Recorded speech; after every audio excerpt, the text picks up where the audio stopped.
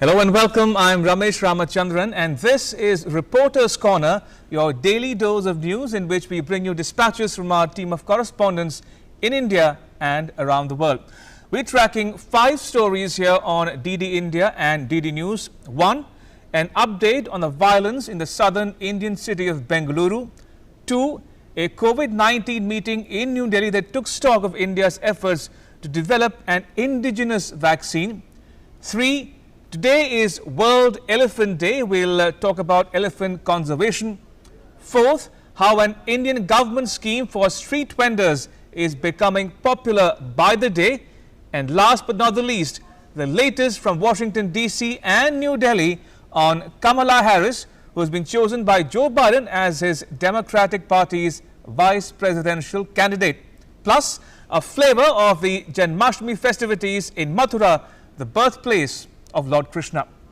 All right, let's get started. We begin with Bengaluru in the southern Indian state of Karnataka, where violence broke out on Tuesday night over a controversial and objectionable social media post by a relative of a Congress party legislator. At least 2 people have died in the violence. Now, violence broke out in DJ Halli Kaval Bairasandra after some people said the post hurt their religious sentiments. Now, the Congress legislator Akhanda Srinivas Murthy's nephew Naveen is accused of posting the objectionable post on social media. Local youths attacked the legislator's home and burned police vehicles. Soon, violence spread to surrounding areas. Police opened fire to disperse a mob. Meanwhile, Karnataka Home Minister Basavaraj Bommai reviewed the situation. He asked the police to restore law and order in the area. Meanwhile, the legislator's relative who posted the controversial message was taken into custody.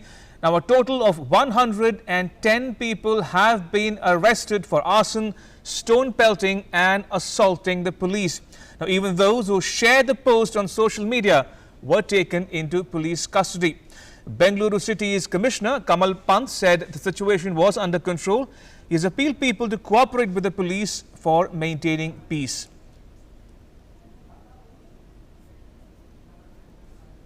All right, joining me for more on this developing story is my colleague Aisha Khanam from Bengaluru. Aisha, fill our viewers in on the latest news about the violence, the casualty figure, the number of people injured, and the police action against the perpetrators and the people guilty of this objectionable social media post that's caused so much violence in the city.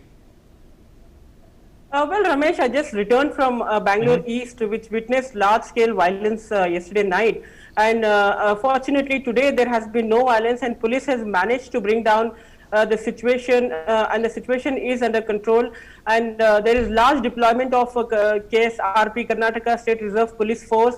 But the scenes there were no less than a war field. A large number of vehicles burned, the police stations ransacked, and large damage to the property, and only then the police had to fire to dispel the mob there, and which resulted in death of 3 people who were engaged, who were part of the mob near the police station, and more than 60 policemen have been injured in this violence yesterday night, and they are being treated. Some senior officers have also been injured, and it was the policemen, the senior officers tell us that they were caught unawares when the mob just barged into the police station and created ruckus and started pelting stones and burning the vehicles. So it was it looked like the mob had come with an intention to create a scene, to create violence there, and it looks like it was a pre-planned incident. And now the Karnataka government has ordered inquiry into all this because in the visuals we see very clearly that some people who came there to the police station demanding action against the person who posted the objectionable post, some people were trying to discourage the others from indulging in violence, but there were others who were inciting them to pelt stones. So there is no clarity on to who was part of this mob and where have they come from. So now this will be part of the inquiry. The police will look into this matter. So all the three areas which witnessed violence remain peaceful today. There has been no spread of violence outside Bangalore East. And though there is Section 144 across the city as a precautionary measure, life is normal in other parts of the city, and also it is limping back to normalcy even in DJ Halli, KG Halli and Kamal Sandra. All right, on that note, Aisha Khanam in Bengaluru, thank you for that update, appreciate it. Right, moving on to our second story on Reporters Corner. A committee of Indian experts chaired by Niti Aayog member Dr. V.K. Paul met in New Delhi to consider logistics and ethical aspects of procurement and administration of COVID-19 vaccine. The committee says it will reach out to all stakeholders, including state governments and pharmaceutical companies. Now, public and private sectors are already working hand in hand for human trials of a potential vaccine. Now, the committee chalked out strategies on prioritization of vaccine administration once it is developed, its rollout, cold chain logistics and training of people who would administer it. All right, joining me for more on this story is my colleague Tapas Bhattacharya from New Delhi. Tapas, fill our viewers in on the big takeaways from that meeting chaired by Dr. V.K. Paul. Right, Ramesh. So, Dr. V.K. Paul, as you have rightly said, chaired that meeting, which was co-chaired by the Secretary of the Health Ministry, and the decision that there are two main decisions that has actually come out from that meeting. The first was to provide the last mile connectivity once a vaccine is developed, how to provide it to the nook and corner of the country. Remember, it's a huge country that you are talking about. 1.2 billion people in the country, from Jammu and Kashmir to the Kanyakumari to east to west. It's the logistical nightmare that generally happens because of such a huge area that we are talking about. Is something that they deliberated upon, and also the fact that they also spoke about the fact what kind of vaccine trials that is going on. Remember, in India, there are 3 vaccine trials currently going on. The first is the Serum Institute that is going to manufacture the one which is developed by the Oxford University. The second is about the Bharat Biotech, which is Bharat Biotech along with the ICMR is developing. And the third is the Cadila that they are developing. So they are at the different stages of clinical trials, and they are keeping a close look on those particular indigenous work that is happening. Also, what is going on outside the country, internationally. So keeping those in mind, all these factors in mind, they have to understand that for a country like India, they have to create a cold chain system. They have to create a infrastructure to provide this vaccine. Once the vaccine comes into effect, and it is clinically proven, it has to be provided. So that needs to be done, and that is the major work on that. And the union government is putting in place. In fact, a subcommittee has also been has been created to look into the finer aspects of this issue. Ramesh. Right, Tapas, stay on. I'll come back to you momentarily. Now, moving on to another story we are tracking here on Reporters Corner. 12th August is World Elephant Day. It is celebrated to draw attention of various stakeholders to the conservation of the elephant species. The majestic Asiatic elephant is revered in India. It's an intrinsic part of the country's landscape. Now, Environment Minister Prakash Javadekar said in a tweet, and I quote here, India has nearly 60% of wild Asian elephants, not just because of strong wildlife laws, but because we Indians revere, are more tolerant and affectionate towards animals. On World Elephant Day 2020, let's reaffirm this bond of coexistence with Hathi Hamara Sathi, unquote. We released a video on the occasion. Take a look.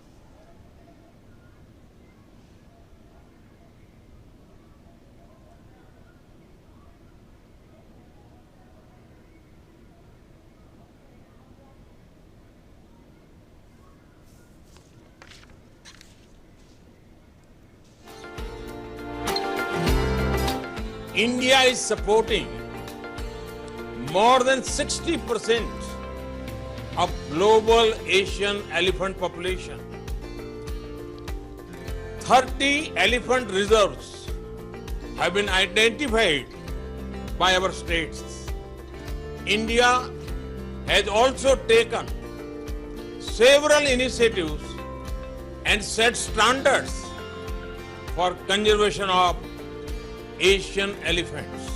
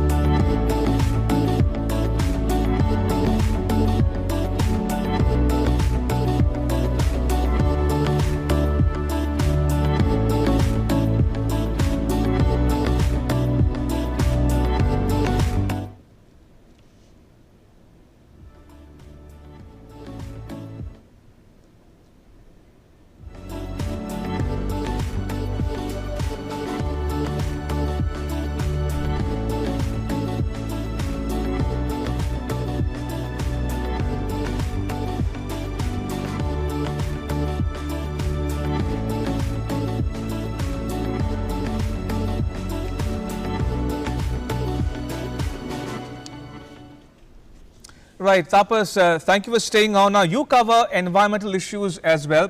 Help our viewers understand what do we know about the elephant population in India and what are we doing as a nation to conserve the elephant population? Ramesh, let's just put it this way, that elephants in the world right now, there are basically two varieties, species of elephant. The one is an African elephant and the other is the Asiatic elephant. Now, Asiatic elephant also has a subspecies like Indian elephant. In the globe, in the world, Asiatic 60%, more than 60% in fact of the population of the Asiatic elephant is in India, and hence it is the responsibility of India, keeping in mind that the cultural as well as the religious importance that we as Indians give to this animal. So it was imperative that we come up with that. Remember, the elephant has been considered as an endangered species by the IUCN endangered list. It's an international list. And India was, leading from the front in the CMS COP13 that was held in Gujarat, Gandhinagar, in early part of the year. In fact, in February, it happened. India, led from the start. It chaired the COP13, and at that time it was decided that elephant, along with two more species, will be included in the Appendix 1 of the Conference of Parties. So these kind of it kind of gave a boost to the elephants' conservation effort that you are talking about. Also, the Environment Ministry has come out with a portal to make sure that a real-time effort can be monitored. If you remember, we have seen again in Kerala an elephant was killed because of eating a pineapple which was laced with the explosive. So the effort is to make sure that these kind of things does not take place. So a portal was generated, created, and it was also decided to have more what you call elephant places where elephants actually take a trudge. Remember, animals do not understand the concept of borders. They tend to move from one place to another. So Indian government, union government, in fact, has charted a program through which even the neighboring countries were also kept in touch. In fact, there's a they have also came in MOU signed by the Indian government with the Bangladesh government to keeping in mind just that. So those things, along with the best practices in conservation of this animal, has also been put in place. And remember, this elephant, the census takes place after every 5 years, and you need to have the best practices in place to understand the numbers of elephant that you are talking about. So that has been put in place, and as I said earlier, that we are leading from the front. More than 60% of the Indian elephant population is in the country. So it is the responsibility of each and everyone to make sure that this majestic elephant, as you rightly pointed out, which symbolizes our culture, can be safeguarded. Ramesh. All right, on that note, Tapas Bhattacharya in New Delhi, thank you so much for that update. Appreciate it. Right, moving on to the next story here on Reporters Corner. The number of loan sanctions under the PM Street Vendors Atmanirbhar Nidhi, also known as PM Swanidhi, has crossed the 100,000 mark. Also, the number of applications received under the scheme has crossed the 500,000 mark as well.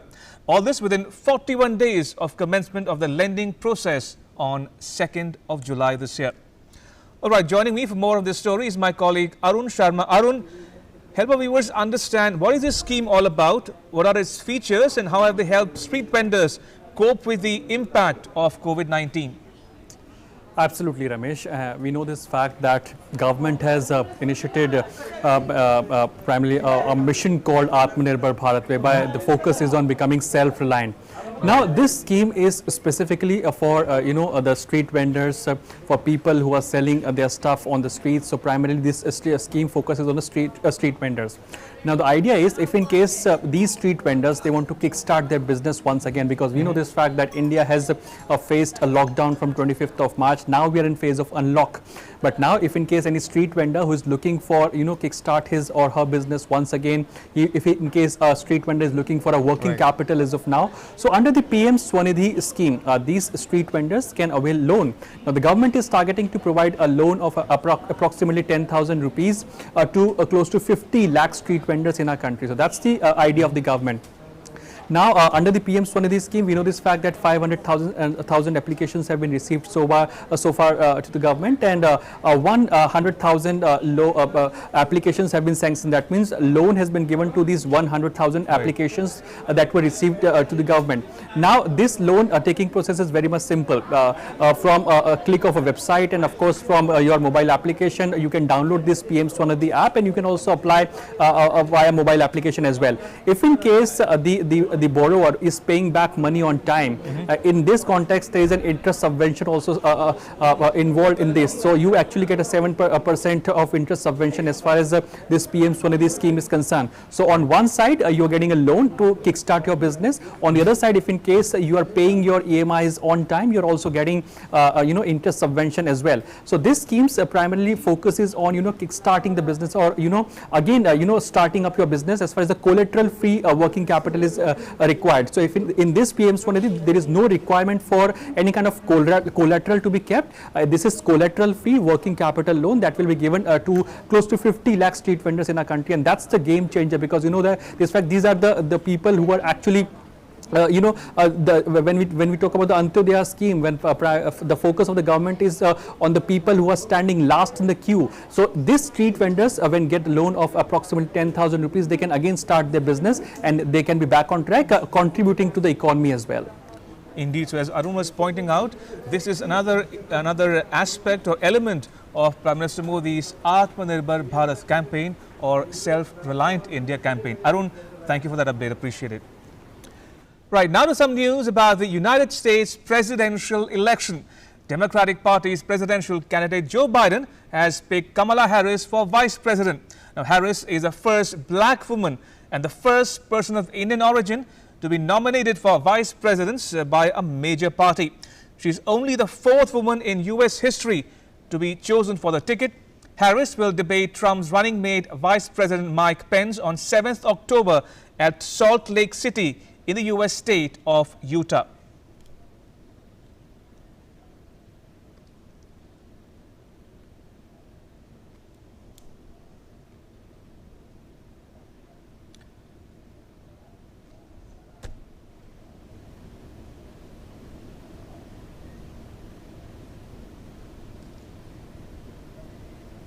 All right, we'll try to fix that link with my colleague Nick Harper in Washington, D.C. But if I can go to my other colleague who might be, I'm told, standing by in New Delhi, Abhishek Jha.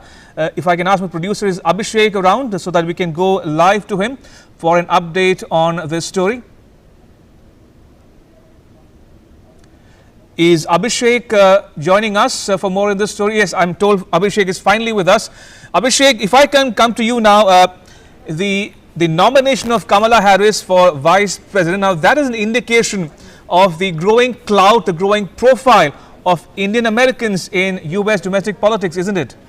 Of course, Ramesh, and this is also, if Kamala Harris gets elected, this could also pave way for one of the person who would be from Indian origin and who can automatically be contestant for the next presidential election. Right. But only if Kamala Harris gets elected to vice presidency for this term and if Joe Biden wins the US presidential election. Meanwhile, there is of course this Indian American community and also all those immigrant families who have made their life in the last few decades in America. It's an occasion where they can actually rejoice their struggle, their grit and the conviction with which they have tried to be the part of American society and take active participation in all the spheres of social, political and economical and the economic aspects. Indeed, and very quickly, Abhishek, since I've lost the link with Nick Harper in Washington DC. Now, you cover the Indian Foreign Ministry. What should people make of the different policies of a Republican administration like President Trump's and a Democratic Party policies vis-a-vis India in particular? So, how do you rate the different policies pursued by the Republican governments or Democrat presidencies, for that matter? Okay, so Ramesh, I think. If we talk about Kamala Harris, she is more known for a rightist activist and a lawyer person. And in the past also we have seen even the most recently when the whole America was reeling under that protest which came after the death of George Floyd, right. That Black Lives Matter, Kamala Harris was at the very much forefront. And in fact, that was the one moment when Kamala Harris got her political clout back and the charm back among the US people. So she is also always known as the rightist or activist kind of person. Talking about India-US relationship, we have seen that during Democrat government or during Republican government, India and US relations, they have always matured, they have always right. gone ahead. I don't think that changing a political party in US election would be impacting in India-US relation, because I think India and US are aligned with their long-term interest in the region and globally also, and merely a party losing or winning a ticket would not impact that relation to a long in a long way. Absolutely. On that note, Abhishek, thank you so much for bringing our viewers up to speed with all the latest about the US presidential election campaign. Right, now the festival of Krishna Janmashtami, which marks the birth of Lord Krishna, is being celebrated in India. President Ramnath Kovind, Vice President M. Venkaiah Naidu and Prime Minister Modi all greeted the nation on the occasion. Right, joining me for more on this story is my colleague Ajay Mishra, live from Mathura. Ajay, good evening to you. I'm told we are still waiting to join Ajay Mishra in Mathura, but if I can go back to my colleague, am I going back to Abhishek? All right, so I'm told we've lost that link with Ajay Mishra in Mathura. We'll try to connect with him in just a bit, but these are the visuals from the Janmashtami festivities in India, especially in Mathura. I'm told I can see Ajay Mishra joining us live from Mathura. Ajay, good evening to you. You look the part, you're dressed for the occasion. Give our viewers a flavor of the festivities around you.